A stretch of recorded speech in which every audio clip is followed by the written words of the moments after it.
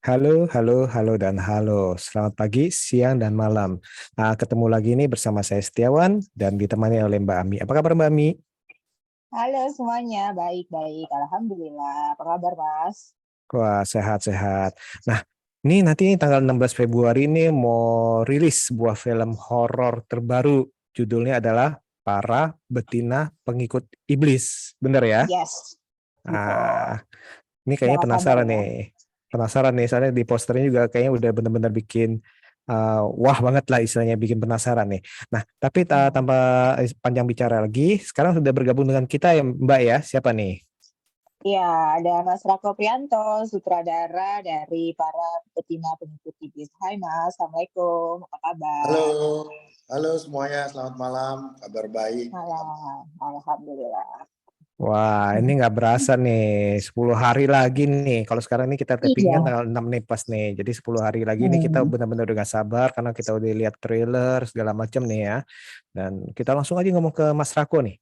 Mas Rako, boleh gak kira-kira cerita sedikit nih awal terlibat dalam produksi film ini? Sebenarnya sih terlibatnya itu memang berawal dari saya, karena ide ceritanya dari saya. Jadi saya bikin scene plotnya, dapat idenya, terus kerja bareng dengan Anggoro Saronto penulisnya gitu. Terus kemudian karena waktu itu pandemi ya, lagi COVID, kita punya waktu luang banyak di rumah gitu. Akhirnya ketemulah ide ini, terus coba ditawarin ke Falcon, ke Panavin dan Bu Erika, dan ternyata mereka oke gitu. Oke, jadi langsung dari apa ide-idenya itu emang kebetulan pas pandemi waktu itu Mas ya.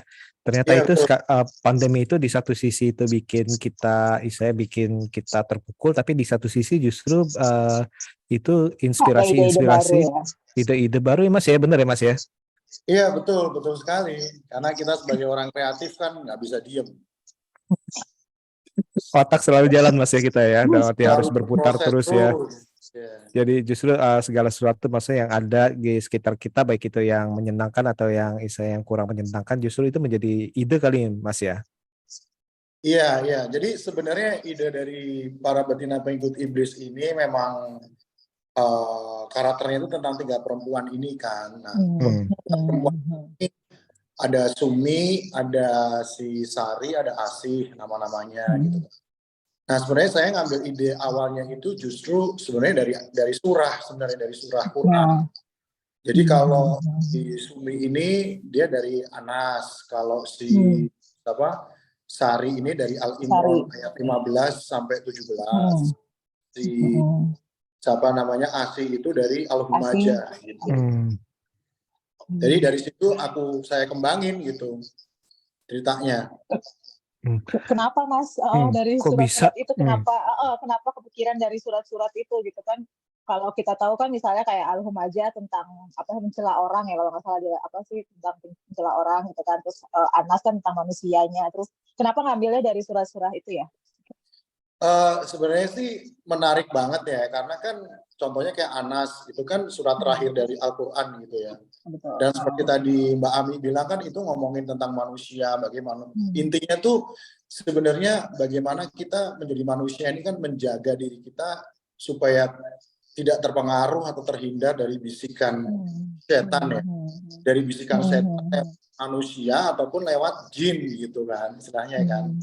Nah, menurut saya ini sangat dekat dengan kita gitu. Nah, karena Sumi ini di karakternya adalah yang paling muda, jadi dia memang labil, mudah terpengaruh, kayak gitu Mbak gitu. Nah, kalau Sari ini tentang Al Imran 15 sampai 17 itu kan ayat 15-nya bercerita tentang keadaan surga sebenarnya kan.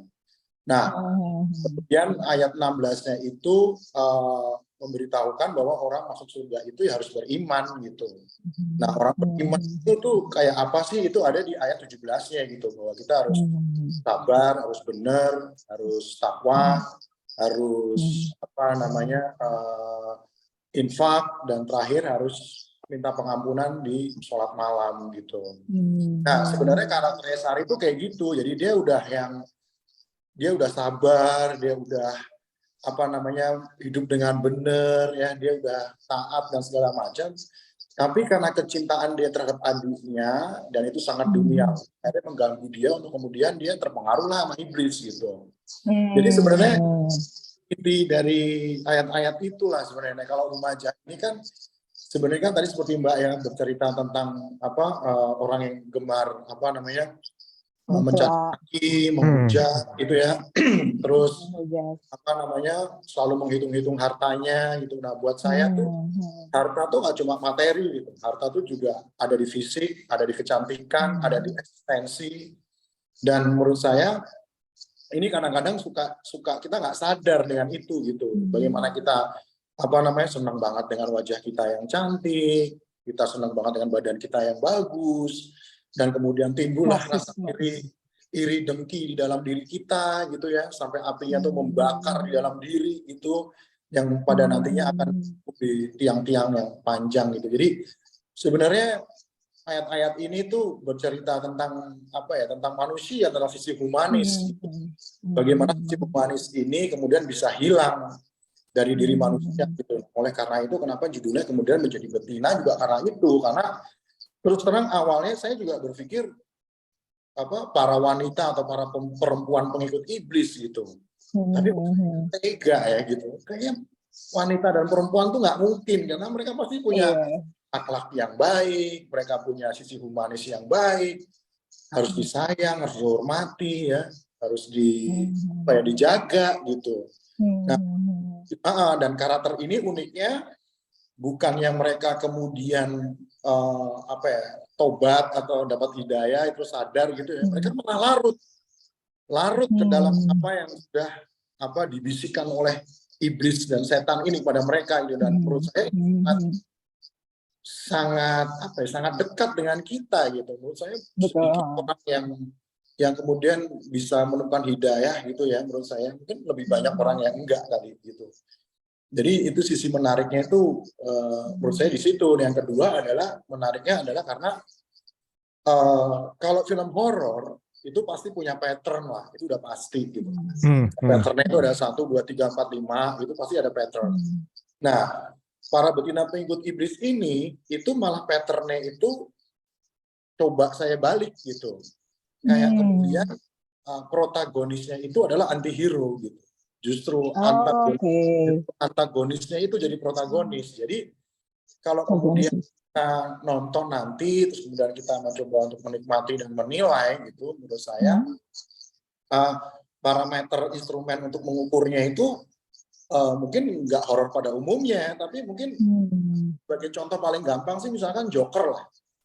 Joker kemarin bukan Phoenix itu kan anti-hero-nya ya gitu. Jadi ya, jadi kalau horor pada umumnya itu kan justru korban dikejar-kejar gitu, entah sama setan, entah pembunuh, terus kita merasa menjadi korbannya. Nah, ini kita malah membawa penonton untuk bisa memaklumi gitu ya dengan keadaan, dengan ya kayak Joker lah. Kenapa bisa kejadian dan melakukan itu semua gitu. Jadi gitu sih. Jawaban saya kepanjangan banget ya. Nggak apa-apa, tapi kan maksudnya, tapi kan dari ayat-ayat itu sebenarnya kan bisa dicari juga pemerannya tuh laki-laki ya Mas ya. Maksudnya kan kita bisa juga pemerannya laki-laki gitu. Kenapa yang dipilih malah para pemeran perempuan ini gitu? Sumi itu Mawar Dijong ya, Mawar Riyong ya. Kalau Sari itu Hanggini, satu lagi siapa tadi namanya si Sumi, Sari sama Asih itu Sarah Fajira ya. Sarah Fajira ya. Kenapa para perempuan gitu yang dipilih? Sebenarnya kan pada ayat itu pun para laki-laki juga sebenarnya bisa gitu kan digambarkan gitu. Ya jadi memang ayat itu memang untuk semua manusia apapun jenis kelaminnya gitu. Tapi buat saya gini, maksudnya saya ngambil contoh gini misalkan kayak apa ya, menurut saya tuh perempuan tuh orang yang sangat lemah gitu Mbak. Jadi maksud saya kalau kemudian banyak yang bilang ya kayak yang komen-komen di Twitter itu ya gitu, oh gila, ini film nggak berpihak ke perempuan banget sih. Justru film ini sangat berpihak ke perempuan menurut saya gitu, bahwa perempuan-perempuan ini hidup di dunia yang sangat maskulin dan karena desakan akhirnya mereka melakukan hal-hal untuk membalas dendam gitu. Jadi gitu menurut saya gitu. Jadi dan saya yang kedua adalah secara fisik mungkin laki-laki itu lebih kuat dari perempuan menurut saya. Tapi secara mental perempuan tuh jauh lebih kuat dari laki-laki menurut saya. Ini maksudnya gimana ya? Maksudnya dan mungkin secara psikologis justru yang depresi itu banyak laki-laki loh, bukan perempuan. Kalau menurut saya ya, perempuan ini jauh lebih kuat dari laki-laki menurut saya. Coba laki-laki itu datang bulan, pingsan pasti. Pingsan, coba laki-laki itu melahirkan, coba. Betul. Pingsan itu pasti nggak bangun-bangun. Betul. Kalau menurut saya ya, jadi kenapa perempuan ya, karena mereka tertindas, terus kemudian mereka bisa bangkit. Dan membalas gitu, menurut saya gitu. Ini menarik sih ya, dan apalagi tadi kan Mas Rako kan bilang ini pengen berbeda dari horor yang sudah ada nih, baik itu dari patternnya. Yang saya penasaran ini yang ingin dijual, kita ngomongnya yang ingin dijual dari para petina pengikut iblis ini, jenis horor yang gimana nih Mas? Apakah istilahnya horor-horor yang jump scare-nya penuh jump scare atau seperti apa Mas?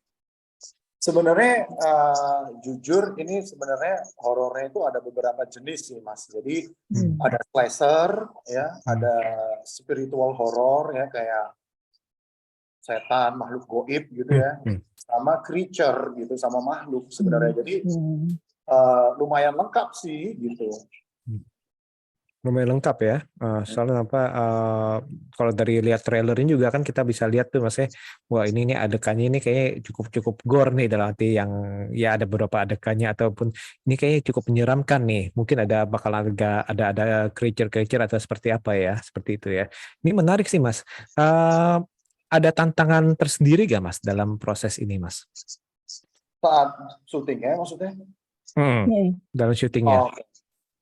Tantangannya sih lumayan ya, maksudnya untuk memilih 3 karakter memerankan karakter utama di film ini tiga perempuan ini juga lumayan sih kita nyarinya gitu kan. Beberapa nama kita coba gitu, mana yang paling cocok. Terus yang kedua juga karena pengerjaannya itu di saat pandemi gitu ya, jadi ya kita harus cari lokasinya itu yang agak ke pinggir-pinggir gitu, gimana caranya supaya nggak membuat kerumunan, tidak mengganggu warga, ya. Tetap bisa buka masker dengan aman gitu. Terus yang ketiga mungkin secara waktu pengerjaan juga ini menurut saya kurang ideal lah gitu. Untuk waktu pengerjaan kita berusaha semaksimal mungkin lah gitu. Untuk bisa bikin ini tuh maksimal dengan keterbatasan yang ada. Berarti syutingnya kemarin itu ya, pas 2021-2022 itu kali ya, atau 2020? 2021 ya. 2021. Sebelum atau setelah Bayi Ajaib ya? Waktu itu saya udah jawab Mas Rako ngomong-ngomong. Rahasia. Sebenarnya ini sebelum Bayi Ajaib. Oh, jadi ini sebelum Bayi Ajaib? Iya, jujur ya. Oke. Oh, menarik ya. Jadi sebelum Bayi Ajaib syuting ini dulu ya, baru Bayi Ajaib ya? Iya. Mas kan biasa tuh ngedirect film-film drama atau komedi gitu ya. Terus kan kemudian ada ini, kemudian ada Bayi Ajaib gitu. Kenapa horor Mas? Apa karena lagi hits nih horor nih, udah deh kita bikin horor gitu? Apa gimana? Atau sebenarnya merasa tertantang? Sebenarnya enggak sih. Sebenarnya enggak. Jadi saya tuh sebenarnya pengen, karena sebagai seorang sutradara dan mungkin ada jiwa seni di dalam diri saya gitu, saya itu nggak mau dibatasi gitu dalam hal seni gitu. Saya pengen mengerjakan semua genre gitu. Dan menurut saya bikin film itu asiknya adalah kayak kita masuk ruangan gitu loh Mbak. Jadi kalau kita bikin horor, masuk ruangan yang beda, bikin drama beda, bikin biopik beda, bikin film action beda, komedi beda. Seru aja gitu. Jadi kita bisa mengeksplor diri kita tuh sampai hal-hal yang memang yang nggak terbatas gitu loh. Nah itu sih. Nah kalau ngikutin hits sebenarnya enggak, karena tadi kan saya bilang kita syuting tahun 2021 dan horor itu baru 2022 kan. Jadi sebenarnya kita nggak tahu ini bakal ngehit atau enggak gitu. Dan jujur ya sebenarnya agak kaget juga sih Falcon mau memproduksi film ini tuh agak kaget sih sebenarnya. Iya betul. setelah selalu filmnya kan genrenya tuh maksudnya setipe gitu kan, drama, komedi gitu kan, terus tiba-tiba Falcon Drama remaja, mengumumkan betul. drama remaja gitu kan, terus tiba-tiba Falcon mengumumkan ada Falcon Black Falcon Black. dengan genre horornya tuh kita lumayan yang wow, keren juga nih. Sesuatu yang baru, segar. Iya, benar. Ada ini nggak sih Mas? Ada apa namanya? Ada lebih enakan mana gitu dengan pasti kan masing-masing punya kelebihan dan kekurangannya gitu kan. Cuman kalau menurut Mas tuh mendirect film horor itu apa gitu kelebihan dan kekurangannya gitu. Sebenarnya kan gini ya, horor itu sebenarnya adalah kalau menurut saya itu pertama adalah tentang geografis ruang gitu. Bagaimana kita bisa dengan jelas bercerita secara audiovisual ke penonton tentang ruangan itu dulu di mana terjadinya horor. Karena itu menurut saya penting supaya penonton tuh bisa paham dengan karakter gitu. Nah, yang kedua menurut saya horor itu kamera harus menjadi point of view penonton berada di situasi tersebut gitu. Jadi pasti horor banyak memakai steadicam, banyak memakai handheld, kayak gitu-gitu kan. Dan yang kedua adalah yang ketiga yang sangat menarik adalah horor itu genre ini tidak bisa disaingi oleh apapun. Jadi bukan oleh genre lain, tapi gini. Nggak bisa tuh yang cantik-cantik main di horor menurut saya. Nggak bisa tuh yang ganteng-ganteng main di horor tuh nggak bisa. Karena itu akan merusak horornya itu sendiri. Tapi Adipati kan ganteng, Mas. Kan Mbak belum lihat dia gimana nanti di film. Iya, benar. Waktu pas di Bayi Ajaib juga keselin sih ya dia ya, walaupun tetap ganteng gitu. Iya, jadi si gitu. Mbak Nah, emang udah. Tapi jujur kalau kita ngomong itu, orang lebih ngeliat gantengnya Adipati kan daripada dia jadi dukun, ya nggak sih? Iya, betul. Iya kan, jadi berarti teori saya benar kan? Nah, gitu sebenarnya. Jadi gitu. Jadi menariknya horor tuh gitu sebenarnya. Dan kita tuh bermain-main dengan bermain-main dengan rasa gitu.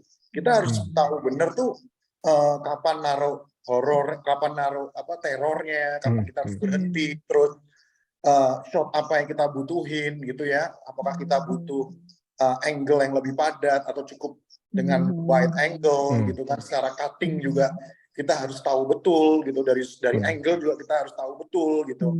Dan yang ketiga juga yang paling penting adalah sebab dan akibat horor itu harus jelas menurut saya gitu. Jadi kayak contoh gampangnya itu kayak kenapa setan ini ada gitu. Kenapa dia tiba-tiba begini, kenapa dia tiba-tiba begitu, itu harus jelas di horor menurut saya gitu. Dan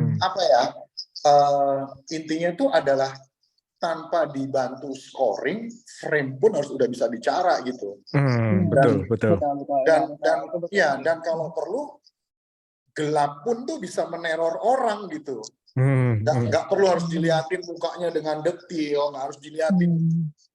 Menurut saya itu sangat menarik gitu. Bagaimana kita membangun atmosfer itu, gitu sih.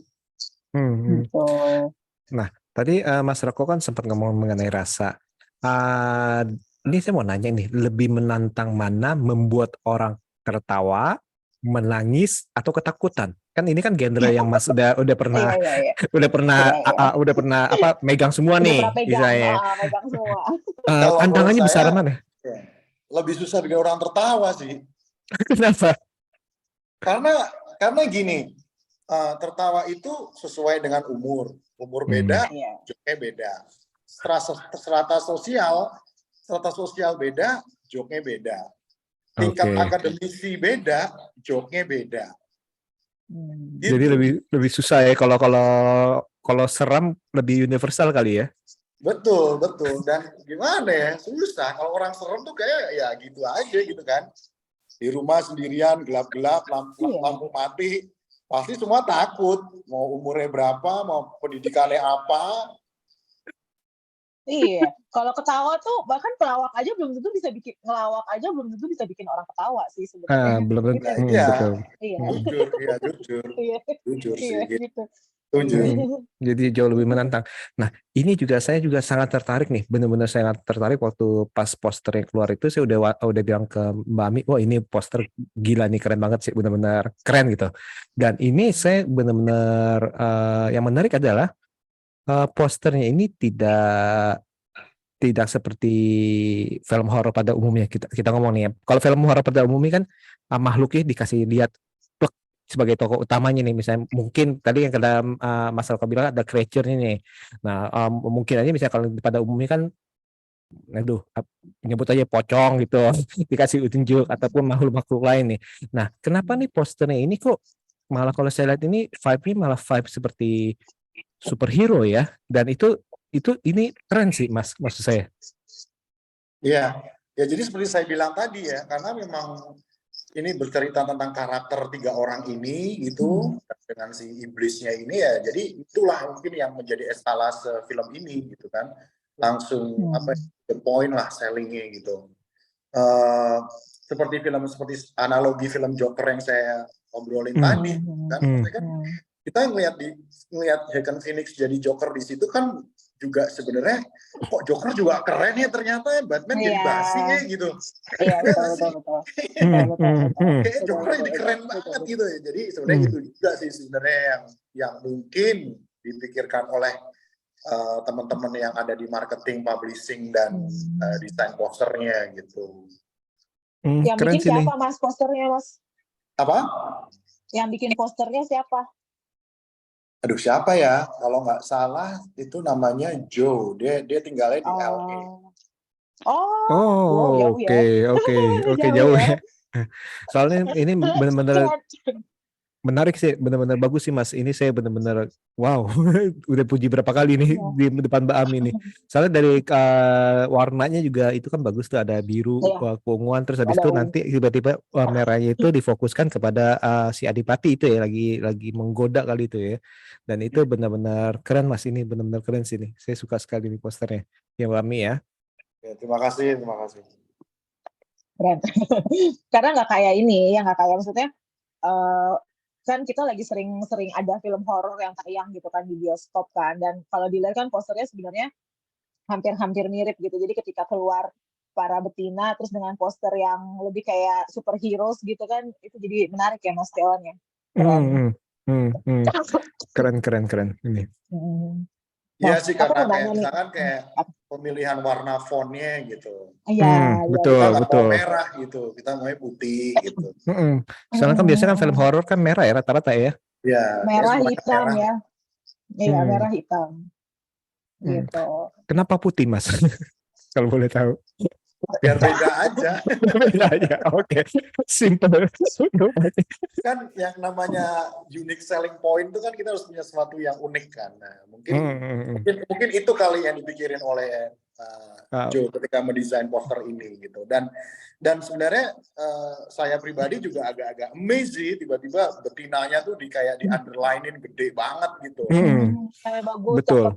Iya, dan begitu dirilis memang kemudian yang naik kan memang kata-kata betina itu kan. Jadi menurut saya ini pasti atas pertimbangan yang pemikiran yang masak banget nih. Dia mikirnya nih kayak kenapa betinanya digedein fontnya gitu, terus gitu kan. Menurut saya nih asik sih ini orang ngedesainnya gitu. Ya, terus iblisnya itu di garis bawahi ya, betinanya besar terus iblisnya garis bawahi, jadi ada penekangan tuh antara betina dan iblisnya itu. Iya, jadi kan itu dia tuh. Mungkin itu juga sebuah apa ya, kayak pencerahan lah, kayak perempuan tuh nggak mungkin iblis gitu kan, makanya iblisnya di garis bawahi gitu kan, kayak gitu. Jadi ya udah betina aja gitu. Sebenarnya kalau aku saya mau cerita sedikit ya sebenarnya ya, aja nih. Sebenarnya saya nggak apa-apa pada dibikin betina itu loh sebenarnya. Saya tuh malah kesel tuh karena pada ngomong emang kita binatang, emang kita ini gitu. Karena menurut saya emang kenapa gitu? Kadang-kadang binatang itu fitrahnya lebih baik loh dari kita. Betul. Karena gini loh, maksudnya gimana ya? Terus jujur ya, saya tuh pengen loh. Kalau kemudian orang ngomong, saya pengen bilang kayak saya tuh pengen loh dicintai kayak anjing gitu. Anjing tuh kalau cinta sama orang tuh setia. Setia, dia nggak banget. ngeliat, dia nggak ngeliat fisik, dia nggak ngeliat materi, dia nggak ngeliat umur, dia bela sampai mati gitu. Dan Betul. ya dia gigit ya karena memang dia terancam, dia mencuri Iya, makanan ya betul. karena dia lapar gitu. Yang namanya manusia Betul. ya Allah nggak kenyang aja masih nyuri kan. Iya betul Mas, setuju. Betul, Jadi betul. menurut aku tuh, iya aku malah kesel itu karena itu. Emang kenapa binatang gitu? Binatang tuh fitrahnya lebih bagus. Maaf ya, saya harus ngomong ini tuh. Betul setuju. Binatang itu tidak perlu diancam dengan neraka dan tidak perlu diiming-imingi menjadi untuk apa dengan surga untuk menjadi benar. Menurut Betul. Iya, aku. betul. Jadi kenapa emang gitu? Iya. Emang ada, maksudnya banyak yang ngomong gitu ya, maksudnya banyak yang apa komennya kayak gitu ya. Iya loh, aku tuh justru kesel karena itu, karena gue tuh suka banget sama binatang. So what gitu loh. Iya, saya juga pencinta binatang, Iya kenapa nggak ya sih? binatang? Nah, Kayak betul. kucing, contohnya kucing nih, kucing gitu. Kucing itu kalau dia mau meninggal, kalau dia mau mati, dia tuh pergi loh dari rumah, Iya, ninggalin dia orang-orang pergi. yang Iya, orang-orang yang betul. sayang sama dia Iya. pergi. Mendingan mati sendiri supaya orang-orang yang sayang ini nggak sedih. Betul. Itu gila kali. Bukannya kita Betul. diajarkan untuk tidak menaruh batu nisan ya? Ya nggak sih Mbak? Mbak Amin kan pakai hijab nih. Iya, betul. Karena saya juga punya kucing ya, Mas. Jadi, dan kucing saya ada beberapa kucing saya ketika mau mati tuh dia pergi gitu. Jadi kayak, dan sebelumnya tuh dia kayak ngasih tanda gitu. Gue jadi sedih mau ceritanya. Jadi kayak gitu. Jadi menurutku, ya sementara kita sibuk dengan batu nisan dan apa gitu kan, sementara kucing maksudnya binatang gitu kan, dia ya kayak gitu lah. Setuju, Mas. Iya, makanya justru aku tuh keselnya karena itu loh, bener loh. Ini orang apa sih gitu? Orang aku aja mau jadi fitrah mesti puasa dulu 30 hari. Iya, betul. Sholat Id dulu, minta maaf sama semua orang. Betul. Baru kita merasa fitri, kembali ke fitrah gitu. Betul. Ya, kalau aku malah seneng dibilang kayak binatang. Iya, emang betul. Sekarang malah manusia yang lebih. Ini nanti judulnya Rangga Prianto seneng dibilang binatang.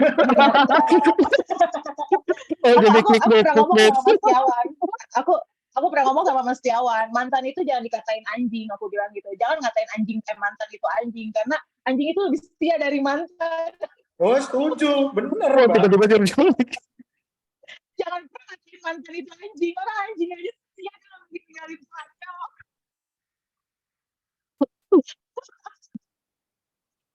Tapi iya benar karena bahkan binatang pun kan hanya mengambil apa yang mereka butuhkan, kayak makan mereka hanya secukupnya, dan istilahnya mereka tidak sesuatu yang lebih tidak. Bahkan hewan buas pun sebenarnya mereka itu karena mereka lapar ya, karena mereka makan dan atau terancam. Seperti itu, bukan yang karena mereka iseng atau mereka punya niat jahat baru baru melakukan itu. Kalau mereka berburu sebagai predator karena memang pas waktu mereka lapar, pas waktu mereka memang membutuhkan, seperti itu. Ya, sama analoginya dengan karakter-karakter di film Para Betina Pengikut Iblis ini gitu. Jadi sama juga kayak analoginya Joker itu kan, dia kayak gitu ya karena masyarakat sekitarnya, kehidupan sosial dia kayak begitu ke dia, ya jangan disalahin kalau kemudian jadi seperti itu para perempuan-perempuan lemah ini gitu loh. Betul. Menarik. Nah, Mas, kita balik lagi ke film-film horor ya. Menurut Mas Rako sendiri, perkembangan film horor di Indonesia nih gimana nih, Mas? Kan kita lihat di 2 tahun ini nih, 2022 dan 2023 akan banyak dan sudah tayang banyak film horor gitu. Gimana kalau menurut Mas Rako? Jadi kalau menurut saya, Indonesia tuh punya sejarah yang positif tentang film horor menurut saya. Sebenarnya masyarakat kita tuh sangat cinta dengan genre satu ini gitu. Karena dulu ketika film Indonesia tahun 80-an awal itu yang memegang itu adalah film horor. Sampai sekarang pun kan masih banyak kayak contohnya Susana, Bayi Ajaib, Api Setan, itu semua megang. Habis itu barulah masuk genre lain kayak komedi, warkop masuk segala macam. Nah, ketika Indonesia Mati Suri di tahun 2000-an awal juga yang mengawali penonton datang ke bioskop adalah film horor. Jalangkung ya. Betul. Jalangkung, betul, itu mengawali semuanya. Kemudian barulah film-film genre lain masuk gitu. Nah, ketika kita pandemi kemarin ya sempat vakum film, kemudian yang mengawali juga film horor yang menarik penonton untuk Indonesia gitu ya. Nah, itu salah satu indikasi. Indikasi kedua adalah masyarakat kita ini dari Sabang sampai Merauke itu percaya mistis, percaya hal goib gitu. Jadi menurut saya itu dekat kita. Kalau misalkan Amerika itu ya dekat dengan violence gitu ya, makanya mereka bikin film action tuh keren gitu. Kayak misalkan Hong Kong gitu, karena dia kota pelabuhan, semua negara, semua bangsa masuk di situ gitu ya. Terus keras kehidupannya di situ, makanya bikin action tuh cocok gitu. Nah, kalau melihat dari dua indikasi ini sih, saya yakin sih, meskipun ya mungkin tren horor sekarang sedang turun, mungkin orang bosen ya gitu ya, karena kan ya mungkin musik scoringnya nggak beda, mungkin ceritanya ya hampir sama, nggak ada hal yang lain, mungkin bentuk jump scare-nya juga hampir sama gitu ya, standar banget lah gitu. Dan mungkin kayak formula-formula yang dipakai juga sama gitu. Jadi, tapi saya yakin sih bahwa genre ini akan terus ada di hati masyarakat gitu. Ada sebagian masyarakat yang suka dengan genre ini gitu. Betul, setuju sih. Genre horor tuh, film horor tuh kalau naik tuh, film horor tuh kalau naik ke bioskop tuh maksudnya sesepi-sepinya pun pasti akan ada yang nonton aja sih gitu. Orang kita tuh pasti emang sukanya film horor, emang sukanya ditakut-takutin. Karena kita kan ya mungkin Asia Tenggara dan terutama Indonesia kan ya emang kental dengan mitos-mitos, kepercayaan seperti itu, dan masih ada, walaupun istilahnya di dunia zaman modern juga ya siapa sih yang berani melanggar kalau ada mitos-mitos. Nah, Mas Roko, saya mau nanya nih Mas, kira-kira bisa gak menyebutkan 3 film horor favorit Mas? Horor apa aja, boleh dari luar maupun dalam negeri. Oke, yang pertama pasti Conjuring sih kalau dari saya gitu. Wah, top tuh. Conjuring yang pertama ya. Yang ada adegan gelap itu, mati lampu. Kalau Conjuring yang udah kesini-sini sih agak-agak gimana gitu, udah agak maksain. Iya. Yang kedua The Shining sih. Shining, oke. Jack Nicholson ya. Ya, itu gokil. Yang ketiga Psycho sih, Psycho-nya Alfred Hitchcock, bukan yang baru. Yang bukannya 98 ya. Oke. Yang Alfred. Apakah dari 3 film itu mempengaruhi gak secara langsung gak langsung nih dari gaya penyutradaraan Mas? Saya rasa sih pasti ada ya, karena saya gini loh. Sebenarnya orang berkarya itu tuh kayak bayi gitu menurut saya. Jadi dulu dalam proses kita awal seperti bayi itu pasti kan memoris lah apa yang cara bicara orang tua, cara jalan, gimana cara berlari, di dalam diri kita gitu. Nah, yang kedua adalah ini saya meminjam teorinya Akira Kurosawa ya. Akira Kurosawa tuh yakin bahwa kreatif itu adalah memori. Gitu. Jadi kreatif orang itu lahir karena memori dia. Jadi memori orang tuh pasti beda-beda pengalaman dalam hidupnya gitu. Nah, kalau sampai ada bikin film tuh plek-ketiplek sama, nah itu kayaknya nggak mungkin deh gitu. Saya rasa sutradara lain kalau disuruh bikin film Para Betina atau Bayi Ajaib, remake itu pasti beda lagi. Gitu. Iya, betul. Rasanya beda pasti. Nah, kreatif, karena kreatif itu adalah memori, jadi ya pasti itu mungkin ada lah gitu loh. Maksudnya kayak sekelas Quentin Tarantino aja, karena dia kerja di sebuah penyewaan video betul waktu itu. Dia sering lihat adegan-adegan film Hong Kong itu sama dia di copy paste gitu ya, bukan plagiat ya, tapi di copy paste dimasukin ke film-film dia gitu. Gitu dan sih. Diakui dan dia ngaku betul, jujur dengan senang hati, betul, jujur. Dan kita tetap ya keren. Iya, kan kerennya itu kan gimana dia justru nyambung dan meramu itu kan bisa pas gitu. Bisa pas Itu yang betul. gila sih sebenarnya. Sebenarnya kalau kita ngomong, sorry ya, kalau kita ngomong masalah seni gitu. Kalau kita ngomongin misalkan tangga nada kan ya cuma 8 itu kan. Hmm, Ya, hmm, ada Iya. mayor, ada minor, ada pentatonik, ada arpeggio, ya gitu-gitu itu Iya. aja gitu. Kalau dibilang ya sama sama Quentin kan, berarti kan Quentin betul. analoginya tuh gitu kalau menurut aku ya. Tapi dia memadukannya itu jadi keren gitu.